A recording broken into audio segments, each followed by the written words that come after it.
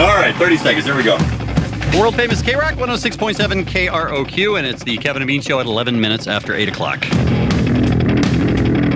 Back to the beginning. Rage Against the Machine breaks up. You guys are looking for a singer. Somebody mentions Chris's name. We wanted to do something different, and we talked with our friend Rick Rubin, and only one name came to the surface, and it was Chris Cornell. Now, Chris, you were doing solo stuff, right? Yeah. At that point? Uh-huh. And they called you and said, hey, want to sing with us? Sort of, yeah. And not only that, but I was big fans of this band. And to me, all you do is you just imagine, okay, here I am, and I'm on stage, and I'm singing over this band. What's that going to sound like? And immediately it was like, that's going to sound great. Right.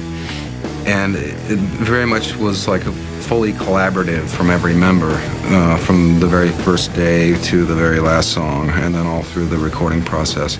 It developed organically and really naturally, and that's how Audioslave developed. We didn't have any preconceived notions of what it had to be or what it should be or what we've done before. I just remember the first time we got in a room together, first jam session, I remember just kind of closing my eyes, putting my head down and playing, and hearing that voice that is just so unique and powerful, and all of a sudden he's in a room with me, and it was actually really surreal. It was more than just, for me at that time, it was more than just we're going to jam with Chris Cornell, that in itself made my hair stand up. And it was awesome. And from, the first time that we jammed, there was a chemistry between the four of us that was there, and that is not an easy thing to find. You can find someone who's great, but when you put them in a situation, if the chemistry's not right, it's not going to be good. And so I feel very fortunate that one, we got one of the greatest singers, and two, the chemistry worked. All that together at that moment made me